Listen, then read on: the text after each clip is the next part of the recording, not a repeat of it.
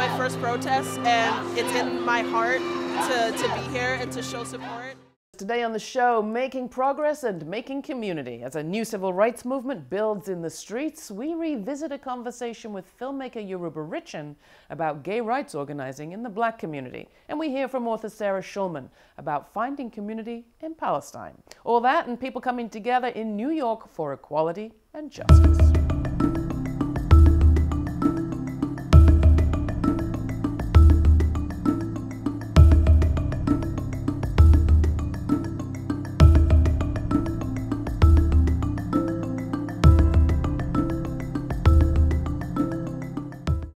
Hi, I'm Laura Flanders. Our next guest is the producer-director of a fascinating new film, The New Black. The New Black looks at two very different nights. Election night in California in 2008, when voters approved a ban on same-sex marriage, and 4 years later in Maryland, when voters there became among the first to approve at the ballot equal marriage rights. In both states, African-American voters played a crucial part. Our media rarely teach us how social change happens. Maybe there's a reason for that. The media typically report the news as if the mood just flipped or the weather changed. In The New Black, Yoruba Richen takes us well beyond that to look at the strategy and the sweat that went into Maryland's result. Along the way, she shows us that there is nothing immutable about even deeply held views, and even tradition-based institutions can shift. Yes, this is a story about lesbian, gay, bisexual, and trans people of color and the Black church, and it's relevant for anyone, anywhere doing politics. Yoruba Richen, I'm very glad to have you on the show. Thank you for having me. It's great to be here. Let's talk about that night in 2008. Now, you and I had worked together in the summer leading up to that national election, the presidential election 2008. And that night, the news was good and bad. Where did you end up? So I was in California that night, and we worked together through the summer and fall, following the election, such an exciting time. And I was in California, and of course, Barack Obama was elected president, and at the same time, Proposition 8, which outlawed the recently passed law that LGBT folks could marry, was passed. And so it was the same time we had this amazing, euphoric, historic victory of the first Black president. It was a huge defeat for the LGBT community. And somehow African Americans got blamed for that. Well, that's what really was crazy. Literally the next day, and following the coverage, the media held onto this narrative that African Americans were to blame for the passage. And so it became very quickly Black against LGBT. And what were the facts? Well, an erroneous fact, which is part of the reason why this narrative was propelled, was an exit poll that came out that said that Blacks had voted for it by something like 70%. And that turned out not to be the case. But even still, people think that that's the case because it was so repeated. The facts were that African Americans did vote for it, but in the same proportion that other groups voted for it. And but it was a good sort of narrative, a good media narrative. And then of course within that, Black LGBT voices were left in the dust and completely ignored. One of the things that those voices were saying that you capture so beautifully in the film is they were saying, look, the media narrative wasn't right, but nor had the organizing been so perfect. Absolutely. And that's where you pick up the story. Absolutely. So yeah, that's the other side of it. The folks who were involved in that campaign, like Sharon, who's in the film, Sharon Letman Hicks, have a big critique of the work that really wasn't done by the sort of mainstream LGBT groups that were at the head of that of that campaign. And so it was all these things coming together to produce this this result. And I was there, and as a member of both communities, Black and LGBT, I was like, what is going on? And I wanted to find out why this was happening. So fast forward to Maryland. Maryland in 2012 was such an important state because, unlike what had happened in California, they were actually voting on marriage equality. Let's pick up that story by starting with your trailer. Don't let people get you talking about gay rights. This is not about a gay right. There's a difference between civil rights and sacred rights. Same-sex marriage is going to be put to vote here in Maryland. No same-sex marriage in the state of Maryland. Honk your horn if you believe. Many people in the state's religious community, especially in African American churches, still oppose gay marriage and are vowing to continue their fight against it. Thousands of Marylanders around the state want to see marriage defined and upheld between one man and one woman. All of a sudden, it was black versus gay. Marquise had asked, when are you and Mama getting married? And, well, we're working on it, we're working on it. Regardless of what laws they may write, God designed the family. We were blasphemous enough to compare the gay movement with the movement for civil rights and black folks. Is gay the new black? I believe this election is going to be a referendum on the church. If we don't reach out to these people, who's going to reach out to these people? Opposition. Remember, vote for question 6. God do not make lesbians. He when we have the right to agree to disagree. Yes. Okay, go ahead. But let me finish. You're right. I feel like I couldn't be myself because I thought that I would shame you. Okay, are you registered to vote? I ain't voting on my gays and shit, though. Why? Okay, why? What's up? Let's be clear. This is the unfinished business of black people being free. We are the sheep of another fold. Our journey is not complete until our gay brothers and sisters are treated like anyone else under the law. Our wool is black, but not our souls. Jesus will never. I'm ready to win. I'm ready to make history.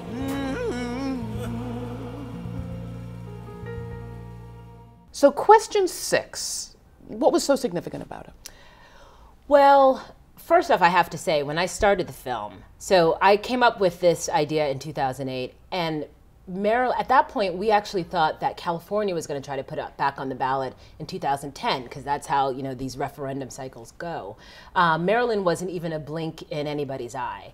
It started in 2012, and that's the thing that's been so amazing about this film. Like, the politics have just progressed so quickly. So in 2012, the governor signed a bill in Maryland allowing for gay marriage, and the other side got enough votes, signatures, for it to become a referendum. And so the two sides were, you know, in place. And that's when I started to come in. And what was so interesting about it is that it had all the different pieces that I'd been looking at.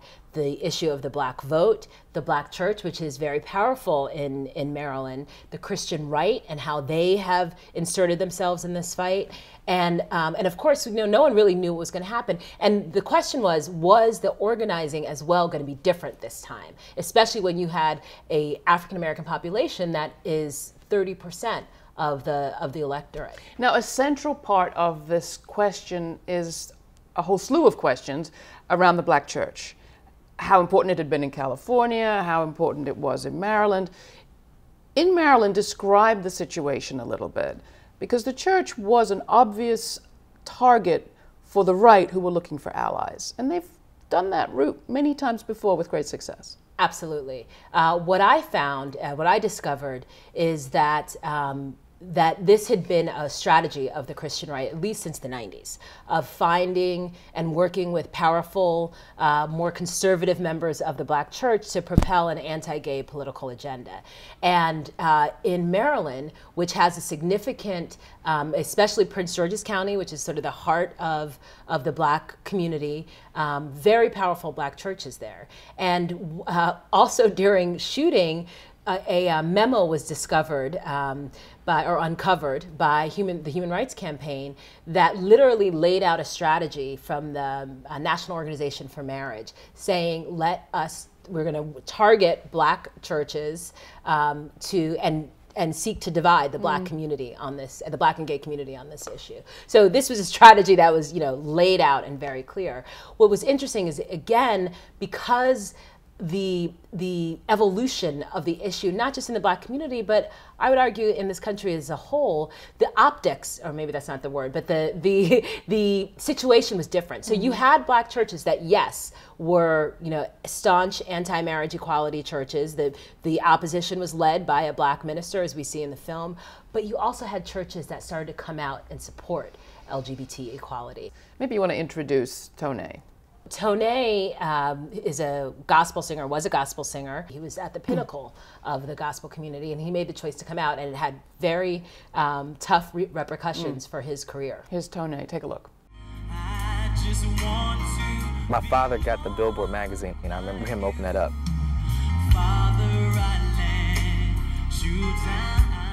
He looked at me and he said, "You did it, Bub. You did it." He always used to call me Bub. I just smiled because it was the first time I really felt like my dad validated me. 2 months later, he was dead.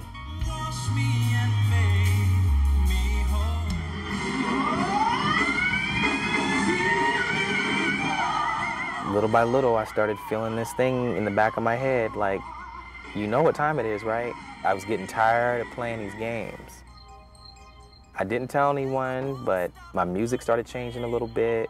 People started questioning. I came out with an EP called Rainbow. People were like, what the hell does that mean? So piece by piece, I started revealing things. So you have individual stories like Tone's, which is so extraordinary, and he's such a great character, and you have a few of them in the film, amazing people. You also have movement stories. Talk a bit about what you've learned from all of this that's applicable, as I said at the beginning, sort of for everybody, because that's what I saw in your piece. Yeah, what I love about making this film is that it actually became a story about activism, which I didn't know when I started. And I think there's so many lessons to be learned for all movements. The way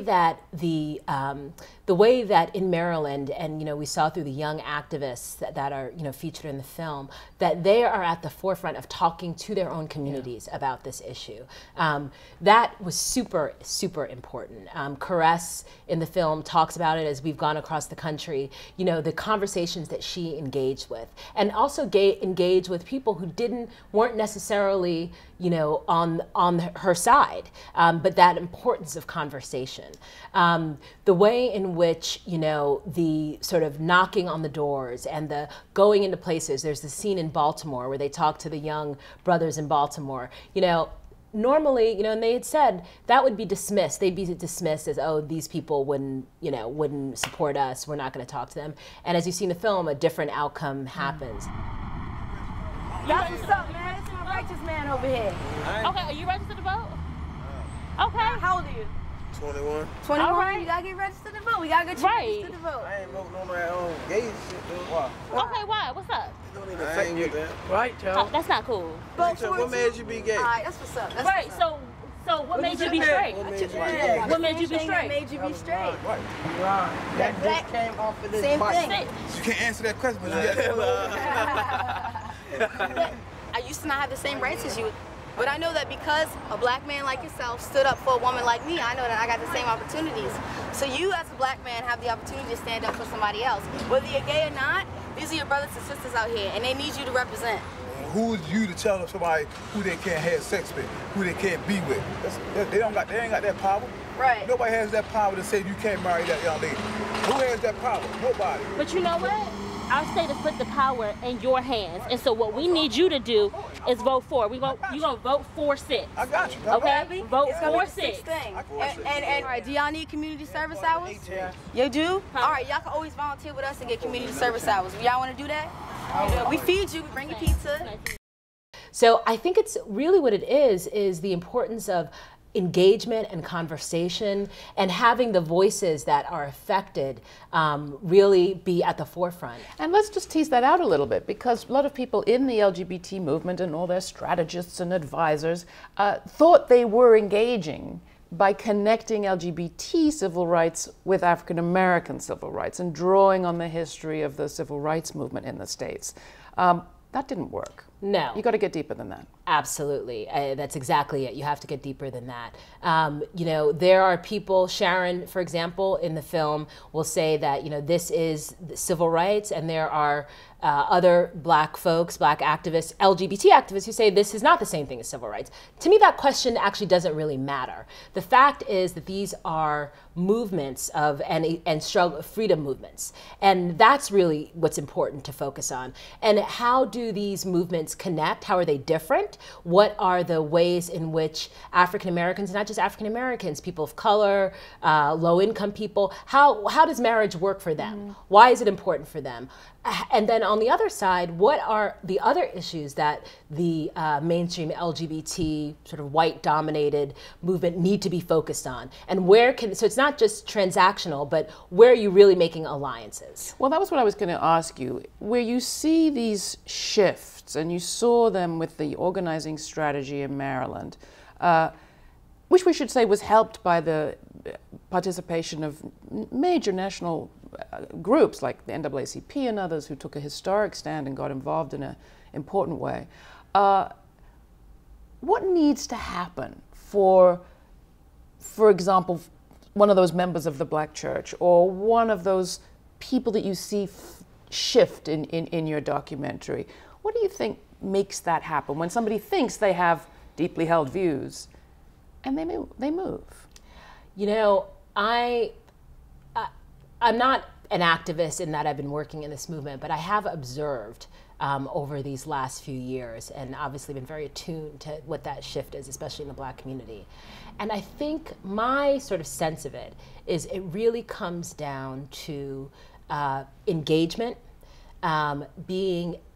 having people who are allies and LGBT folks themselves not brush off or dismiss people who disagree with them, but really actively try to engage with them. You know, I also am hopeful that films like this can help us, you know, have a conversation where the other side is not demonized. There have been a few films in the last couple of years that have, you know, sort of opened up this issue. So I'm hopeful that, you know, the media can have a role in this too. Because the reason I asked the question is we talk on this program a lot about economic justice and economic rights. And I've commented before in commentaries about how I think we need like a coming out movement of poor people, you know, where we talk in a similar way around what people are going through on the economic front. Because some of the people in your film said, this isn't my issue. My issue is putting food on the table. Right. My priority is different. But it does seem to me there's something that could travel from one to the other. Absolutely, and you know, ultimately, I think the economics and what's happening in this country economically is really our test of, you know, how we're gonna, what our democracy is, and such challenges that are happening economically. But another place to look at is in the abortion movement, right?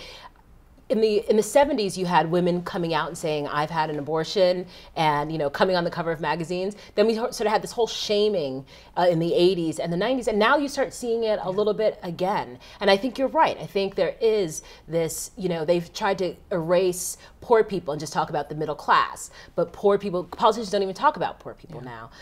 So yes, I think it is that engagement. And as you know, in the LGBT movement, we have LGBT people in every facet of our community, and we have poor people in every facet of our community. You know, and I also think it's making those alliances. So, you know, there are great organizations that are trying, you know, are connecting LGBT rights and economic equality. Like, those need to be connected.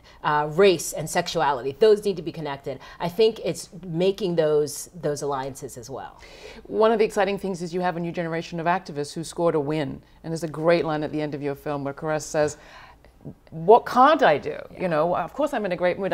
We just did this. What can't we do? Maybe she says we. Yeah. And you think, okay, what's next for her? Yeah. Those kinds of victories can take people in exciting places. Yeah. We have a great initiative with HBCUs, historically Black colleges, who are sending us RFPs in terms of how they would use the film to create LGBT spaces on their campuses. I read one letter from one proposal that said, you know, our college, our university has never connected these issues. This gives us a historic opportunity to do that, and I'm so excited. Yoruba Richen, thank you so much, and congratulations on The New Black. Thank you. Thank you so much for having me.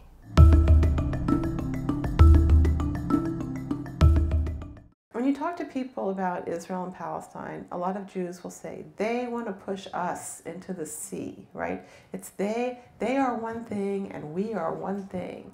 And I'm sitting there and I'm thinking, I am not we with these soldiers. And my whole sense of we changed. And suddenly I felt like my we are people all over the world who want some kind of secular, democratic life, who are leaning towards feminism, who are leaning towards gay people in some way. And I know that that's a very narrow definition, but the thing is there are people like that everywhere. So when I get to Ramallah, I meet with a group of people, a group of queer people and straight people. Like most of the queers I'm about to meet, he doesn't like Fatah or Hamas and has his own vision for Palestine. You know, and I was like, my friends don't like the Democrats or the Republicans. Why would I not think that there's people like me everywhere? There's people who know that what's going on, there's something profoundly wrong.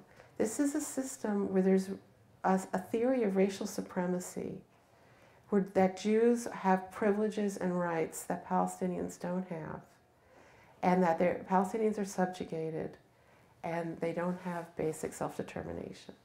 There's nothing that proves that racial supremacy is justified. There's no fact in history that makes it justified.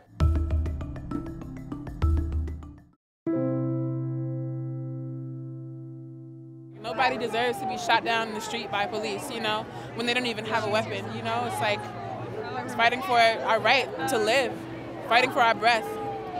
We are losing too many black brothers. I have 2 sons that I worry about every single solid day. So that's why I'm out here, because I am tired of this happening. People are finally tired of this repeated killing of unarmed black people. I am. My brother was killed in Boston by a policeman who's still collecting his paycheck. It's just what happened to this country, you know, and it's been really devastating for my family. And just every time this comes up, it's not just my brother, it's not just Trayvon, it's not just Michael. And people act like it's a, you know, a one-off, but it's a systematic thing that happens in this country, and nobody gives a shit. No, I won't say nobody gives a shit. It's really encouraging that all these people out here are giving a shit. New Yorkers of every age, of every race, of every religion, here today coming together to fight against something that's unjust. And that gives me hope.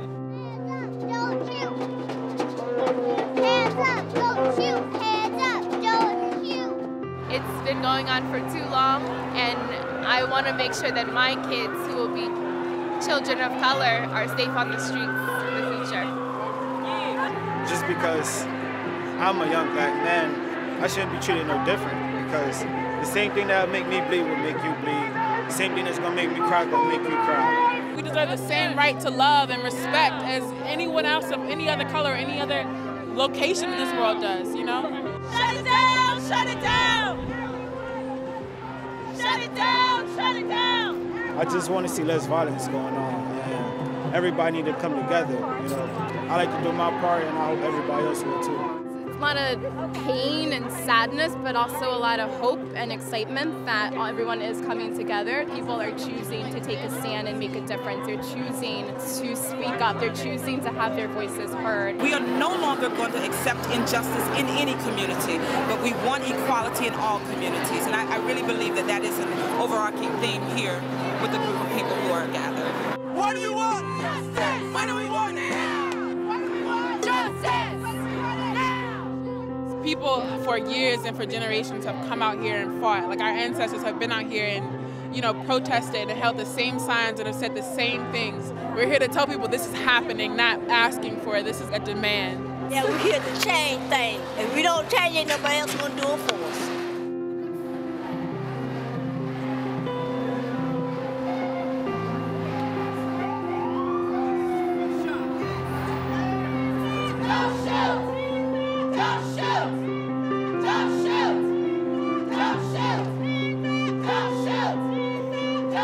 First protest, and it's in my heart to be here and to show support.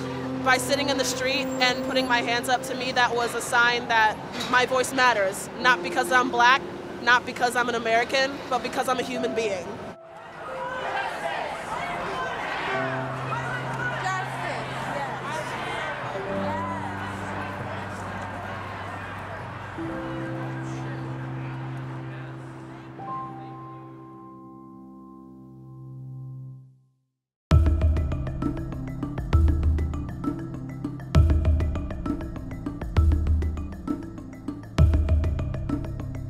Men and women, elders, children, they live in community, live in family.